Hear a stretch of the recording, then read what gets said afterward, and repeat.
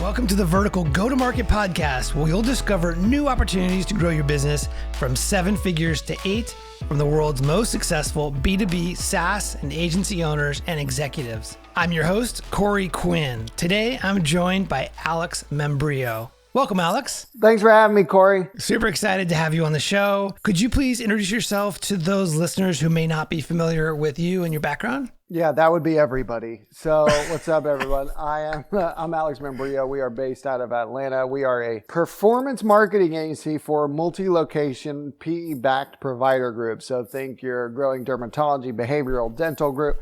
They come to us when they're 5 locations and they want lots of new patients so that they can get to 50 or 500 locations and sell their business even bigger or go public. And so we help with that journey. Websites, SEO, search, Facebook ads, analytics, anything it takes to drive a patient. That's a very specific audience. Just so I feed it back to you. So it is healthcare organizations that are multi-location, that are backed by a private equity firm that is looking to grow in size and scale and scope quickly. Yeah, you got it. Yeah. Okay. Awesome. I'm familiar with that space a little bit. You are a little. From Scorpion, a little bit. Yes. Yeah. Personal injury law firms too. We've got one. Okay. Those are good clients too. I hear. What can you share about the size, the revenue, number of clients, whatever about Cardinal, just so the listeners can get a sense of the scope of your business? Yeah, so this year we became an 8-figure agency. It was always my dream to become It was always my dream just to make a 6-figure agency, but then we had 7 figures and it took me like another decade to hit the 8th one. And we've got about 50 people and we grew like crazy through COVID. You know, you don't want to say a pandemic's good for business, but a pandemic was really good for business. Let's not get another one. Right, but, you know, we went from 15 to 50 people in 24 months. And so that came with a lot of your growing pains that we're still going through, but a lot of fun and largely driven by the adoption of digital from antiquated marketers or clients. Alex, can you tell us about your role there as CEO? Yeah. So chief everything officer, we're still at a size where I've got to clean up the trash and shit sometimes when I come in the morning because the team didn't get to the office in the last night.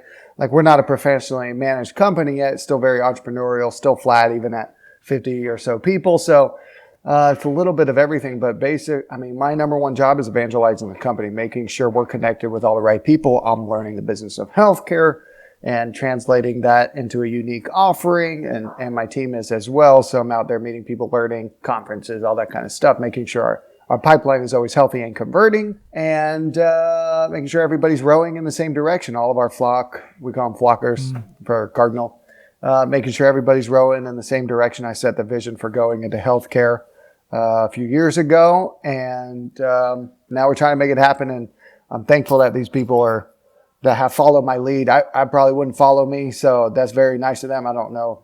The juice is good. The Kool-Aid is delicious around here. Whatever you're selling, they're buying. That's beautiful. I guess. It's very nice of them. You're very humble. Let me ask, has Cardinal always been a healthcare-focused agency? No.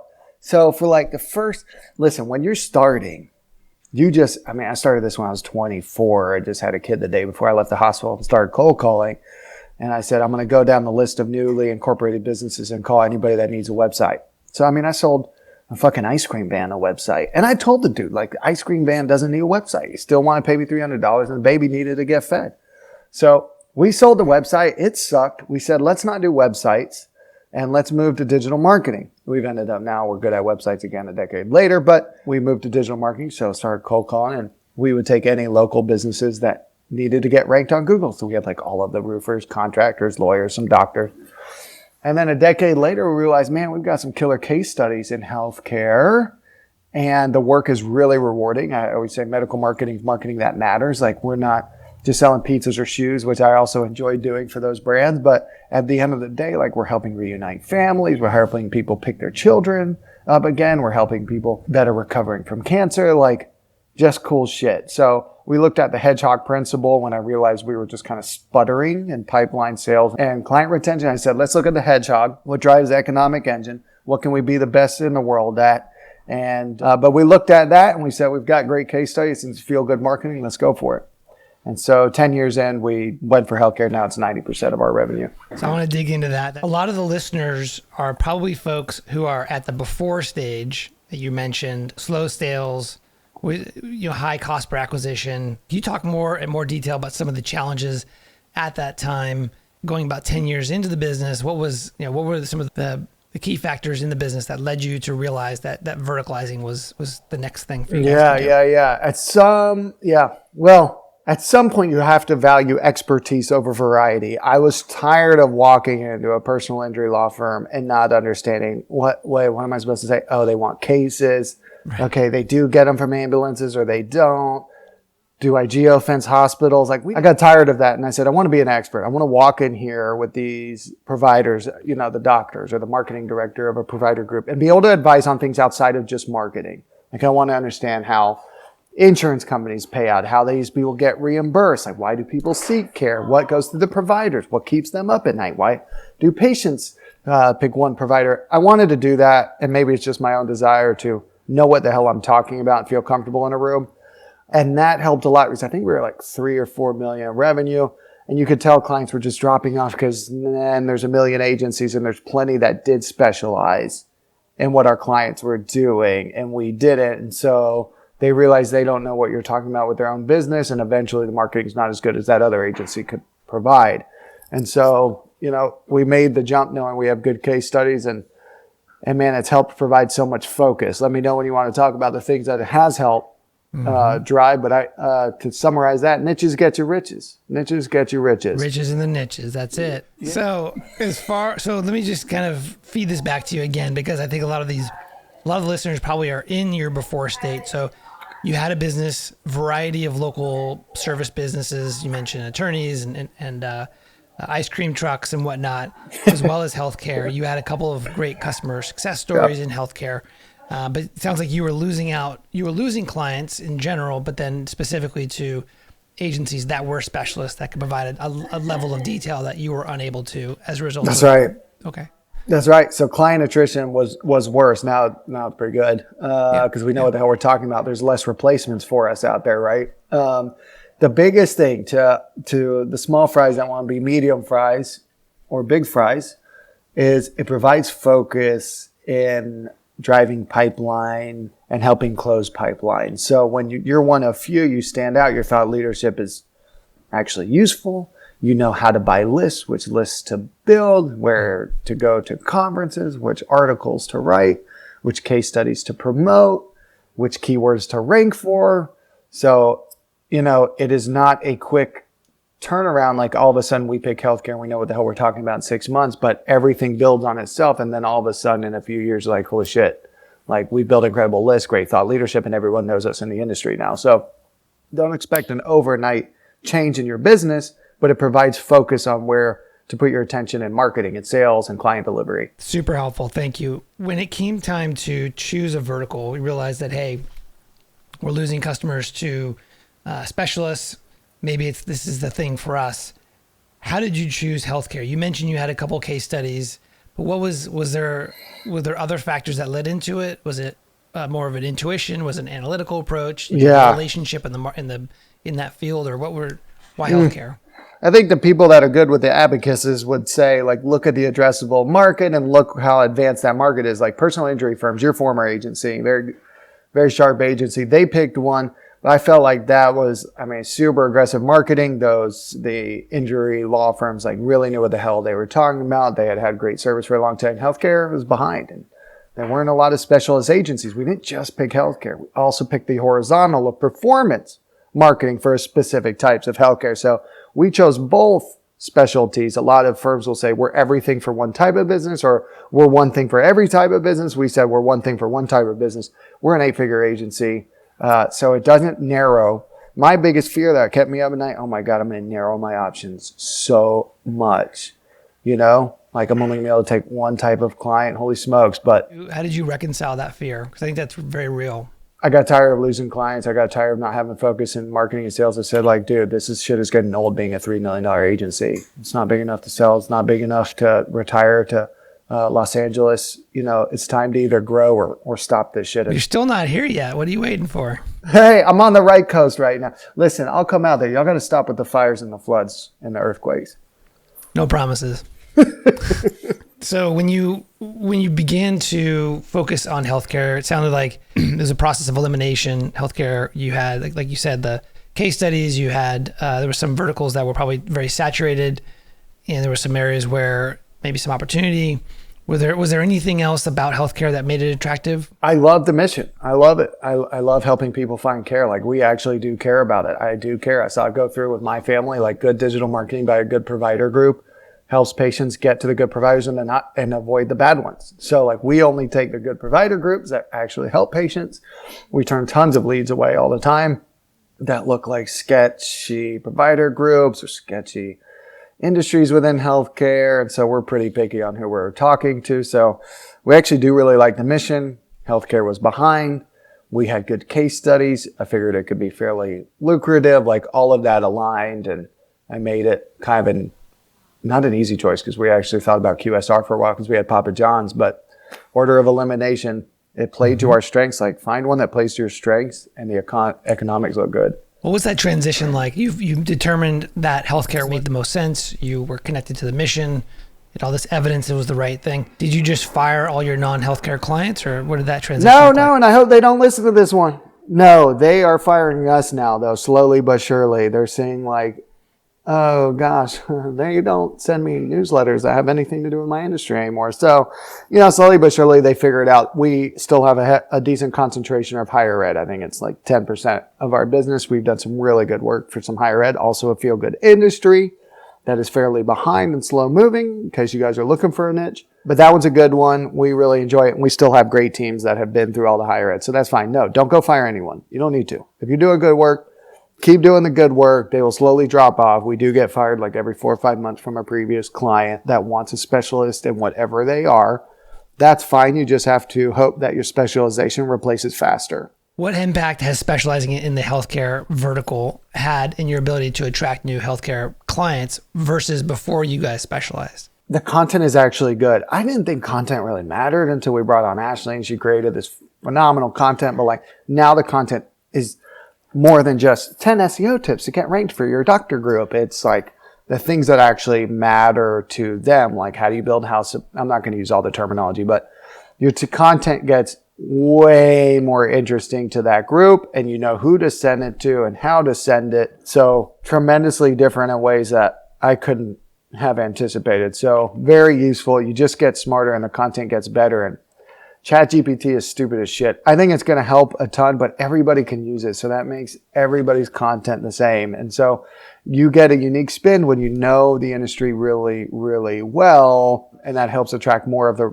sophisticated buyers of that industry. It takes years, dude. I mean, people see you changed your face, but it takes a long time to show that you know what the hell you're talking about. That has taken us a while. It is not an overnight switch. Did you have a background in healthcare before making this transition? So how did you learn how to communicate at an intimate level with the healthcare providers you were trying to attract as clients?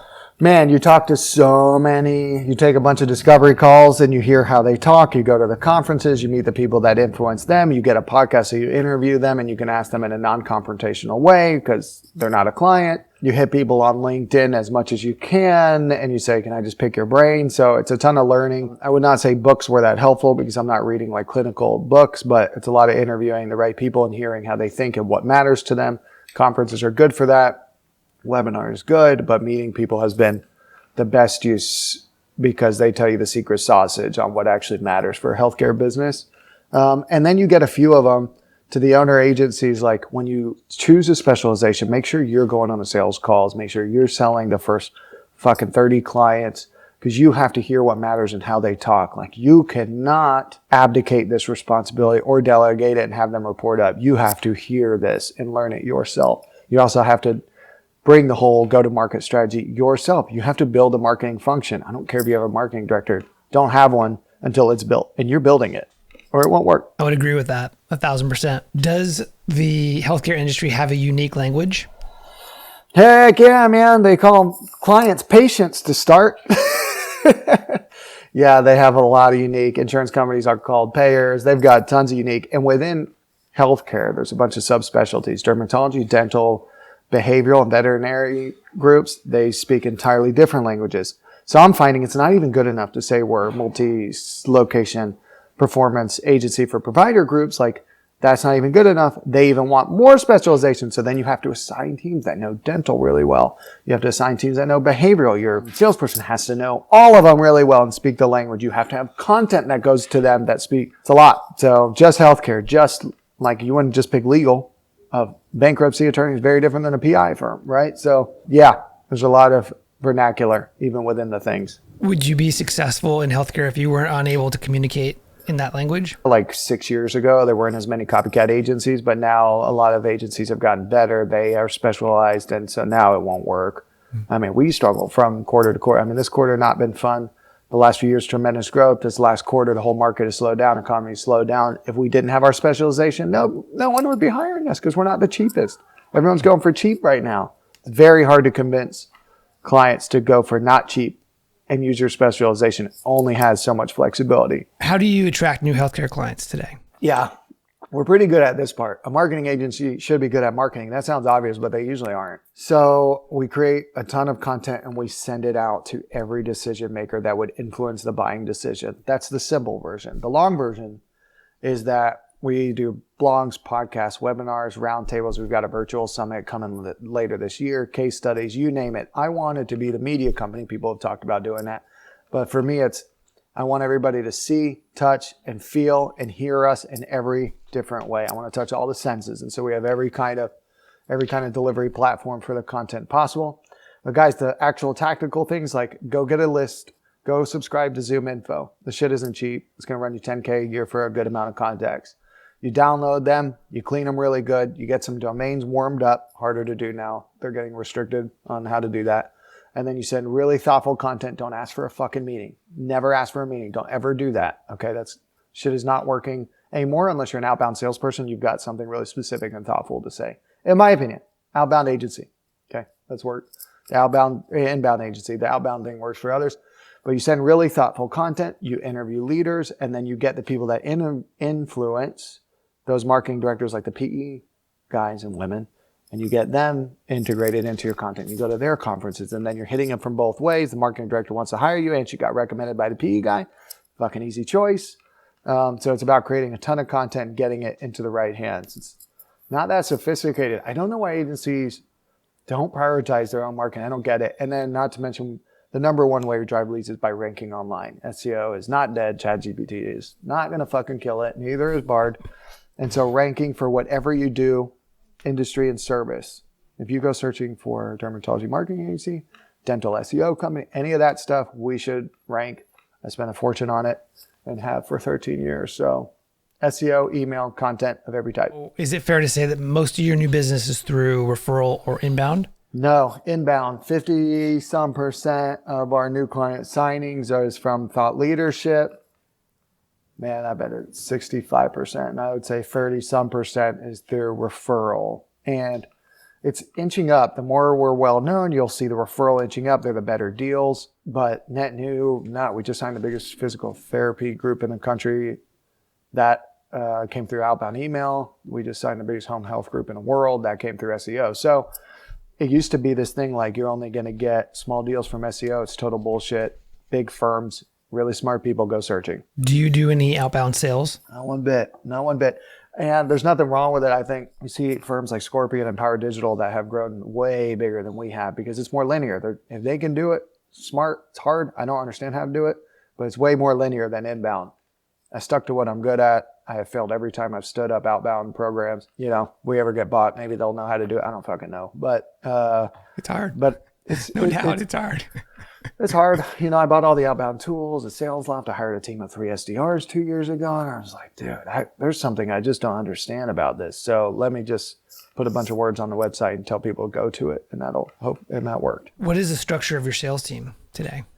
Yeah, there's a head of new partnerships. Lauren, she's been with me a decade. She's one of the smartest people I've ever met. And then she has a colleague, Leanne, that helps bring on new partnerships. They'll bring in experts as needed to help diagnose the media, the website, the SEO issues. For the most part, they can handle a lot of it themselves, and then they transition over to the client's team. Something we're going to work on this year is expanding client partnerships. When you start bringing on the larger clients, They don't start big. It's incumbent on you to start small and get them big. And we're not good at that, at the ladder yet. Let's transition to conferences and associations in healthcare. You mentioned a couple of times that that's been a part of your go-to-market. What impact does getting involved with conferences and the content circuits? It provides no value if you do it wrong. And I did it wrong for like 11 years. It will provide no value. It's the medium to get a really great interaction. The tactical way, I hate when podcasts just talk high level. So I'm going to tell you exactly how we do it.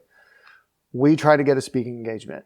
If it's free, great. If it's not, I'll pay the 10K or whatever. So even moderate a little panel.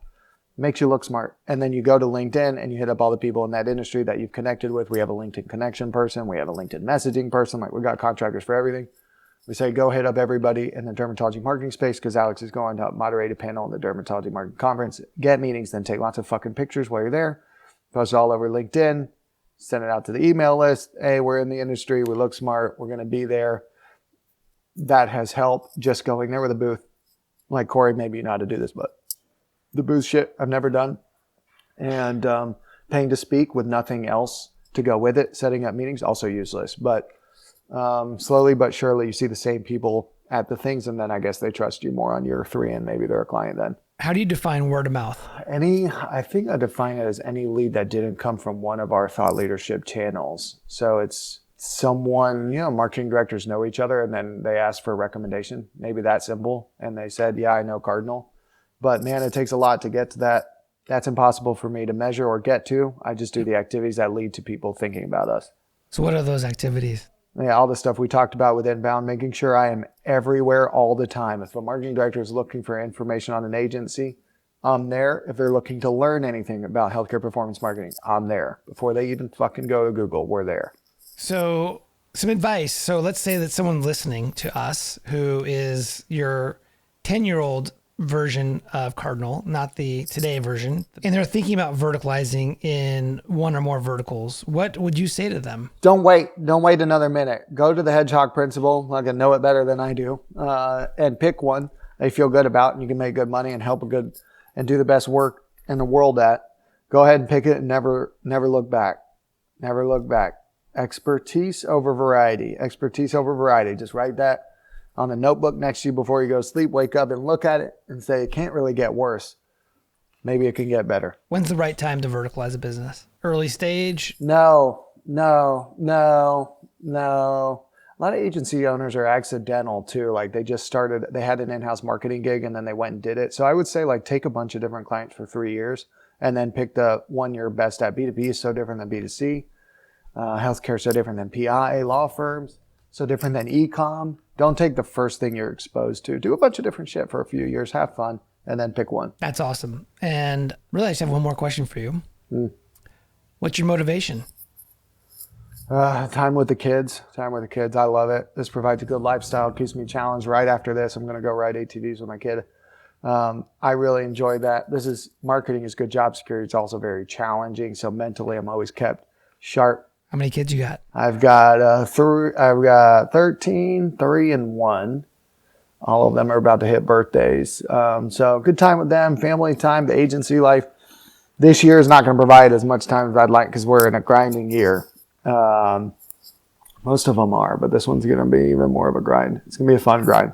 A lot of learning and meeting people, but it's not going to be an easy year. So yeah, time with them, and the profit's not bad. And the work we do is good. Great. No better motivation in my book. So that's awesome. Yeah. Thanks. Good. Well, thank you so much for joining, Alex. I'll go ahead and wrap it up. All right, folks, that's it for today. I'm Corey Quinn, and I hope you join me again next time in the Vertical Go-to-Market podcast. If you receive value from this show, I would love a 5-star rating and review on Apple Podcasts. Thank you so much. We'll see you next time.